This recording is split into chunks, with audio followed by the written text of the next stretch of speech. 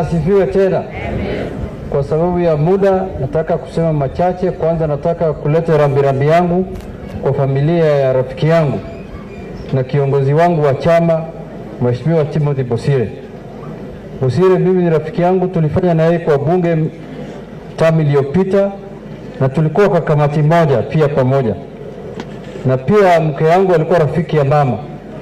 Na mtu ambaye tulikuwa tunakaribiana vizuri, tunashauriana vizuri, na alikuwa rafiki yangu, na nimesema lazima nikuje niseme pole mimi mwenyewe. Kwa sababu ya muda pia leo nilikuja hapa pia kumwona Mheshimiwa Bosire until nilipoona Osoro anaongea hapa, ndio nikabadilisha mawazo yangu niseme moja. Kabla hiyo mimi nilikuwa nataka kusema pole, Mungu afariji mama apeleke pale pake pema na nikae chini. Lakini nimeona kofia nyingine hapa, nikasema lazima aliseme kitu. Mimi nataka kusema hivi, wakati unajua siasa ni kazi ngumu sana. Siasa ni kama hii binadamu ambaye anasaliwa. Unakuwa unatembea na mkono, unasimama, unatembea, baadaye unafika pupillage, unaanza kumea hata nywele sehemu zingine. Area hiyo ndio saa hii Osoro anapita, ambaye sisi tulipita hiyo last parliament. Bado anamea hiyo na unajua hiyo nywele inawaka sana, inasumbua sana. Sasa unajua inasumbua sana.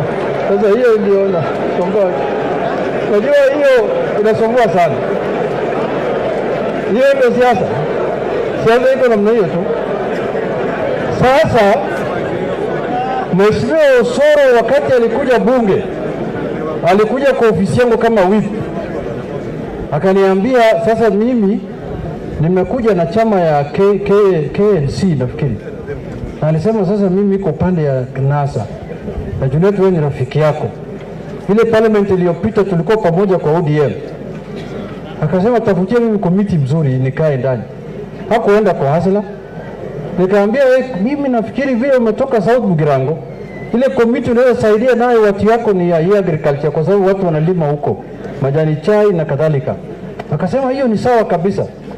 Mimi nikaweka ile ya baadaye ndo nikaona tu Osoro anatembea kwa street, mambo ya hasla. Sema hii mtu alisahau majani chai siku gani jamani?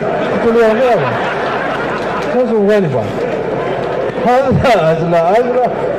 Sasa hii baadaye nikatoa kwa hiyo komiti nikapeleka pale nyingine. Unakumbuka Osoro? Unakumbuka? Sasa mambo hii ya hasla na hii bottom up, hii ni mambo ambayo haina maana.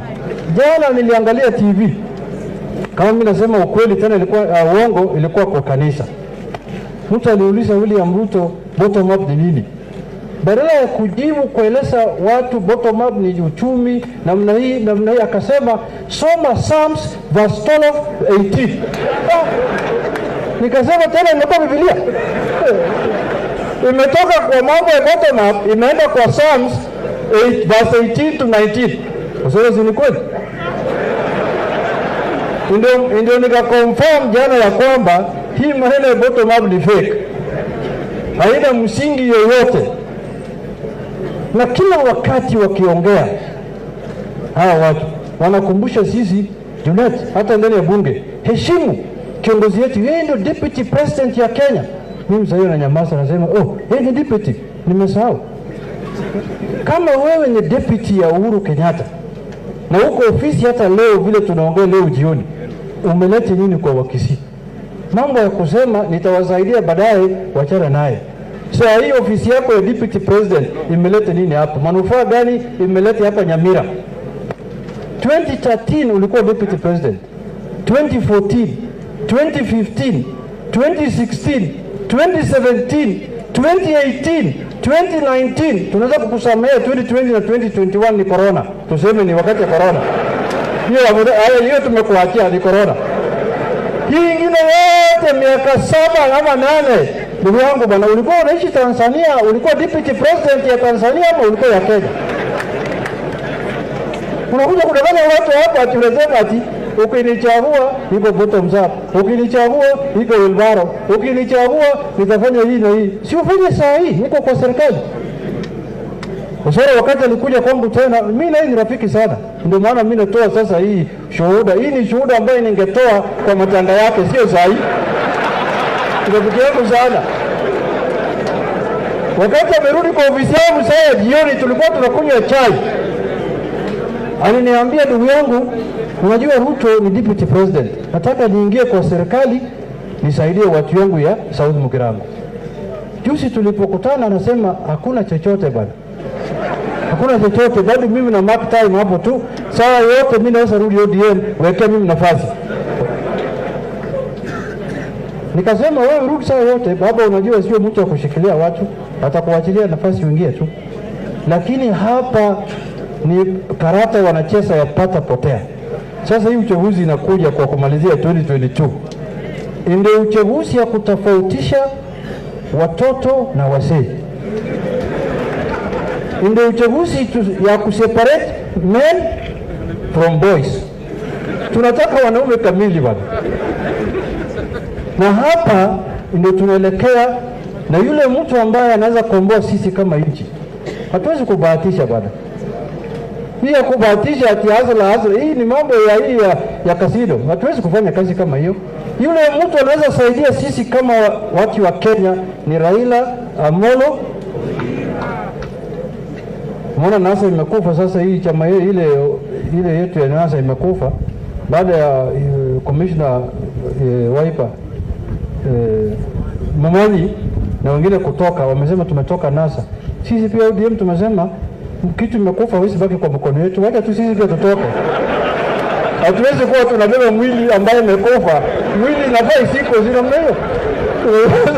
Tumesema secretary general alitangaza, amesema ODM pia imetoka. Kwa sababu wanataka kuachia sisi mwili ambaye inakufa, ambaye tuliko wale kupeleka. Sasa hapa mbele sasa, kuanzia hii Friday, sasa ndio upepo ile ya maana inaanza kutengenezeka. Ile meli kubwa ambayo itakuja kubeba sisi kama meli ile ya Waislamu wanasema ya Noah, ambayo kila watu wanaingia ndani, inaanza hii Friday. Hii Friday inakuja. Itaanza hapa Nyanza. Kaunti za Nyanza yote wanakutana hapa Sikri ili waamue njia gani wataenda. Nimeona hata hiyo watu ya Oka,